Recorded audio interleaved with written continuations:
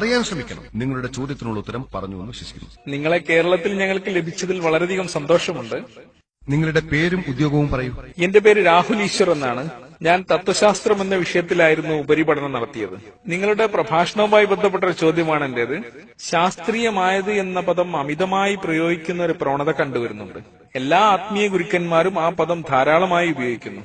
Shri C Ravishankar പറയുന്നത് അദ്ദേഹത്തിന്റെ സംഘടന വളരെ ശാസ്ത്രീയമായി പഠനം നടത്തുന്ന ഒരു സംഘടനയാണെന്നാണ്. ബാബ രാംദേവും വളരെ ശാസ്ത്രീയമായത് എന്ന പദം ഉപയോഗിക്കുന്നു.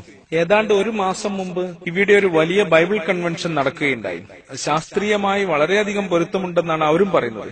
ഇത് മതത്തിനെതിരെയുള്ള ശാസ്ത്രത്തിന്റെ വിജയമായി നിങ്ങൾക്ക് തോന്നുന്നില്ലേ? കാരണം മതത്തിന്റെ ആളുകൾ മതത്തെ ന്യായീകരിക്കുവാനായി നിരന്തരം ശാസ്ത്രത്തിന്റെ പിറകെ പോകുന്നു. ഇത് മതത്തിനെതിരെയുള്ള ശാസ്ത്രത്തിന്റെ ഒരു വിജയമല്ലേ?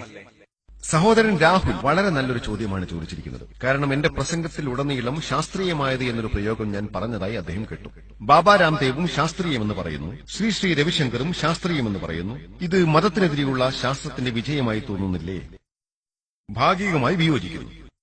എന്റെ പ്രഭാഷണത്തിന്റെ ആദ്യഘട്ടം നിങ്ങൾ ശ്രദ്ധിച്ചിട്ടുണ്ടെങ്കിൽ, ഒരു ഗ്രന്ഥം ദൈവത്തിന്റേതാണ് എന്ന് അവകാശപ്പെടുന്നുണ്ടെങ്കിൽ അത് കാലത്തിന്റെ പരീക്ഷണം വിജയിക്കുന്നതാണ് എന്ന് ഞാൻ പറഞ്ഞിരുന്നു. മുമ്പ് അത്ഭുതങ്ങളുടെ കാലമായിരുന്നു. ഖുർആൻ അത്ഭുതങ്ങളിൽ അത്ഭുതമായിരുന്നു. പിന്നീട് സാഹിത്യത്തിന്റെയും കവിതയുടെയും കാലം വന്നു. ഈ ഭൂമുഖത്തുള്ളതിൽ വെച്ചുള്ള ഏറ്റവും നല്ല അറബി സാഹിത്യകൃതിയാണ് ഖുർആൻ എന്നത് മുസ്ലിം അമുസ്ലിം അറബി പണ്ഡിതന്മാർ ഒരുപോലെ അംഗീകരിക്കുന്ന വിഷയമാണ്. ഇന്ന് ശാസ്ത്രത്തിന്റെ യുഗമാണ്. ഖുർആനിനെ ശാസ്ത്രവുമായി താരതമ്യം ചെയ്തു നോക്കുകയാണെങ്കിൽ അത് ഏറ്റവും മികച്ചത് തന്നെയാണെന്ന് മനസ്സിലാകും. നാളെ ജനങ്ങൾ ശാസ്ത്രത്തിൽ വിശ്വസിക്കില്ലായിരിക്കാം. വളരെ കാവ്യാത്മകമായ രീതിയിൽ ഭൂമി പരന്നതാണ് എന്ന് ഏതെങ്കിലും മതഗ്രന്ഥം പറയുന്നുവെന്ന് ഞാൻ പറയുകയാണെങ്കിൽ നിങ്ങൾ അത് വിശ്വസിക്കുമോ? കാരണം ഇന്ന് കവിതയുടെ യുഗമല്ല. എന്നിരുന്നാലും ഖുർആൻ കവിതാത്മകമാണ്, അത്ഭുതകരമാണ്, ശാസ്ത്രീയവുമാണ്. നാളെ മറ്റെന്തെങ്കിലും യുഗമായിരിക്കാം. നിങ്ങളുടെ ചോദ്യത്തിലേക്ക് വരട്ടെ. തന്റെ മതം ശാസ്ത്രീയമാണെന്ന് ബാബ രാംദേവ് പറയുന്നു. വില്യം കാമ്പൽ എന്ന മെഡിക്കൽ ഡോക്ടറുമായി ഞാൻ ഒരു സംവാദം നടത്തുകയും ബിരുദാനന്തര ബിരുദമെടുത്തയാളാണ് അദ്ദേഹം. അദ്ദേഹം പറയുന്നത് ബൈബിൾ ശാസ്ത്രീയമാണെന്നാണ്. മറ്റ് മതങ്ങളെ വിമർശിക്കാൻ ഇഷ്ടപ്പെടുന്നയാളല്ല ഞാൻ. ഖുർആനിൽ 35 കൂടുതൽ ശാസ്ത്രീയ പിഴവുകൾ ഉണ്ടെന്ന് പറഞ്ഞ് അദ്ദേഹം ഒരു ഗ്രന്ഥം രചിക്കുകയുണ്ടായി. അദ്ദേഹം ആ ഗ്രന്ഥം വിതരണം ചെയ്യുകയും അതിൽ പ്രശസ്തനാവുകയും ചെയ്തു. അതിന് മറുപടിയൊന്നും ഉണ്ടായില്ല. ഞാൻ 2000 ചിക്കാഗോയിൽ പോയി ഏപ്രിൽ 1 ഞങ്ങൾ തമ്മിൽ ഒരു സംവാദം നടത്തുകയുണ്ടായി. ഖുർആനും ബൈബിളും ശാസ്ത്രത്തിന്റെ വെളിച്ചത്തിൽ എന്ന വിഷയത്തിൽ സംവാദം നടത്തി. നിങ്ങൾ വിശ്വസിക്കുമെങ്കിൽ പറയട്ടെ, അദ്ദേഹത്തിന്റെ എല്ലാ ആരോപണങ്ങൾക്കും ഞാൻ മറുപടി പറയുകയുണ്ടായി. ബൈബിളിൽ 100-ൽ കൂടുതൽ 1000-ൽ കൂടുതൽ പിഴവുകളുണ്ട്. പക്ഷെ ഞാൻ 38 എണ്ണം ചൂണ്ടിക്കാണിച്ചപ്പോൾ അവയിൽ ഒന്നിന് പോലും മറുപടി പറയുവാൻ അദ്ദേഹത്തിന് സാധിച്ചില്ല. പക്ഷെ പ്രശ്നമെന്നത് ഒരു സംവാദം നടത്തുമ്പോൾ മാത്രമായിരിക്കും നിങ്ങളുടെ മതം എത്രമാത്രം ശാസ്ത്രീയമാണെന്ന് മനസ്സിലാക്കുവാൻ സാധിക്കുക. ബൈബിളിൽ 10 ശാസ്ത്രീയ കാര്യങ്ങൾ പറഞ്ഞുവെന്ന് അതൊരു യഥാർത്ഥ ഗ്രന്ഥമാകണമെന്നില്ല. നിങ്ങൾ മൊത്തത്തിൽ വിലയിരുത്തുക. ഒരു അശാസ്ത്രീയമായ പരാമർശമാണ് ബൈബിളിൽ പറയുന്നത് എങ്കിലും അക്കാരണം കൊണ്ട് തന്നെ അത് ദൈവത്തിന്റെ വേദഗ്രന്ഥമാവില്ല. അതുകൊണ്ടാണ് സഹോദര ഞാൻ വെല്ലുവിളിക്കുന്നത്, ഖുർആനിൽ നിന്നും ഒരു കാര്യമെങ്കിലും അശാസ്ത്രീയമായ വസ്തുതയാണ് ഉദ്ദേശിക്കുന്നത്, അല്ലാതെ ഏതെങ്കിലും അനുമാനത്തെയല്ല. ആർക്കെങ്കിലും ഖുർആനിലെ ഒരു വചനമെങ്കിലും സ്ഥിരീകരിക്കപ്പെട്ട ശാസ്ത്രത്തിന് എതിരാണെന്ന് തെളിയിക്കാമോ? അത് സിദ്ധാന്തങ്ങൾക്കെതിരാകാം. ഡാർവിന്റെ സിദ്ധാന്തത്തിനെതിരാകാം. പ്രശ്നമില്ല. കാരണം അതൊരു സിദ്ധാന്തമാണ്, വസ്തുതയല്ല. ഈ പരീക്ഷണം മറ്റുള്ള വേദഗ്രന്ഥങ്ങളിൽ നിങ്ങൾ പ്രയോഗിച്ചു നോക്കിയാൽ, ഖുർആനും ആധുനിക ശാസ്ത്രവും എന്ന വിഷയത്തിലാണല്ലോ ഞാൻ പ്രഭാഷണം നടത്തിയത്. ബൈബിളും അതിലെ അശാസ്ത്രീയ പരാമർശങ്ങളും എന്ന വിഷയത്തിൽ ഇതിലും വലിയ പ്രഭാഷണം നടത്തുവാൻ എനിക്ക് സാധിക്കും. ഞാൻ വിമർശിക്കുവാനല്ല ഉദ്ദേശിക്കുന്നത്. ഹൈന്ദവ വേദങ്ങളിലെ അശാസ്ത്രീയ പരാമർശങ്ങളെ സംബന്ധിച്ച് എനിക്കൊരു പ്രഭാഷണം നടത്തുവാൻ സാധിക്കും. ഞാൻ നിങ്ങളുടെ എല്ലാ ആത്മീയ ഗുരുക്കന്മാരെയും വെല്ലുവിളിക്കുന്നു. അത് വില്യം കാമ്പലാകട്ടെ, ബെനിഹിൻ ആകട്ടെ, ബില്ലി ഗ്രഹാം ആകട്ടെ, ഞാൻ പറയുന്നത് തെറ്റാണെന്ന് തെളിയിക്കുക. വേദങ്ങളിൽ പറയുന്ന അശാസ്ത്രീയ പരാമർശങ്ങളെ സംബന്ധിച്ച് എനിക്കൊരു പ്രഭാഷണം നടത്തുവാൻ സാധിക്കും. പക്ഷെ ഞാനത് ഇവിടെ ചെയ്യുവാൻ ആഗ്രഹിക്കുന്നില്ല. വേദങ്ങളിൽ ഭൂമിക്ക് ചുറ്റുമാണ് സൂര്യൻ കറങ്ങുന്നതെന്ന് പറയുന്നു. ഇത് യജുർവേദത്തിലാണ് പറയുന്നത്. ഞാൻ അതിൽ വിശ്വസിക്കുന്നുണ്ടോ? ഇല്ല. അപ്പോൾ നിങ്ങൾ ഹൈന്ദവ പണ്ഡിതന്മാരോടാണ് ചോദിക്കേണ്ടത്, വേദത്തിലെ ഈ വചനത്തെക്കുറിച്ച് നിങ്ങൾക്ക് എന്താണ് പറയുവാനുള്ളതെന്ന് ചോദിക്കുക. അതിനർത്ഥം വേദത്തിലെ ഒരു വചനം പോലും ശാസ്ത്രത്തെക്കുറിച്ച് പറയുന്നില്ല എന്നല്ല. 1000 വചനങ്ങളുണ്ടെങ്കിൽ 50% ശാസ്ത്രീയവും 50% അശാസ്ത്രീയവുമാണെങ്കിൽ ഒരു മെഡിക്കൽ ഡോക്ടർ എന്ന നിലയ്ക്ക് ഞാൻ അതിൽ വിശ്വസിക്കില്ല. നിങ്ങൾക്ക് മനസ്സിലായോ? അതുകൊണ്ട് ശാസ്ത്രം എന്ന പരീക്ഷണത്തിൽ ഗ്രന്ഥം പരിശോധിക്കുമ്പോൾ ശാസ്ത്രത്തിന് സത്യമോ അസത്യമോ എന്ന് തെളിയിക്കാൻ സാധിക്കാത്ത, അതായത് അർത്ഥം വ്യക്തമല്ലാത്ത ചില തരത്തിലുള്ള കാര്യങ്ങളുണ്ടാകാം. ഈ കാര്യം ഞാൻ നേരത്തെ പറഞ്ഞതാണല്ലോ. കാരണം ശാസ്ത്രം അത്രത്തോളം വികസിച്ചിട്ടില്ല. എല്ലാ മതഗ്രന്ഥങ്ങളും ശാസ്ത്രീയമായ പരീക്ഷണത്തിന് വിധേയമാക്കിയാൽ ഖുർആൻ ഒഴിച്ചുള്ള മറ്റ് 100% മതഗ്രന്ഥങ്ങളും പരാജയപ്പെട്ടു പോകുന്നു. ഇത് ഞാനാണ് പറയുന്നത്. കാരണം മതങ്ങൾ തമ്മിൽ താരതമ്യ പഠനം നടത്തുന്ന ഒരു വിദ്യാർത്ഥിയാണ് ഞാൻ. അതുകൊണ്ട് മതങ്ങളെ ശാസ്ത്രം എന്ന പരീക്ഷണത്തിന് വിധേയമാക്കി. അതുകൊണ്ട് മറ്റ് മതഗ്രന്ഥങ്ങളിൽ ശാസ്ത്രീയ പരാമർശങ്ങളില്ലെന്നല്ല, അവയിലുമുണ്ട്. പക്ഷേ അവയൊരു മിശ്രിതമാണ്. അതുകൊണ്ട് ഞാൻ പറയുന്നത്, ബൈബിളിൽ നിരവധി ശാസ്ത്രീയമായ വസ്തുതകൾ ഉണ്ട്. ശാസ്ത്രത്തോട് യോജിക്കുന്ന ഭാഗങ്ങൾ ഒരുപക്ഷെ ദൈവത്തിന്റെ വചനങ്ങളാകാം. ശാസ്ത്രത്തോട് യോജിക്കാത്തത് വ്യാജമായിരിക്കാം, കൂട്ടിച്ചേർത്തതോ കെട്ടിച്ചമച്ചതോ ആകാം.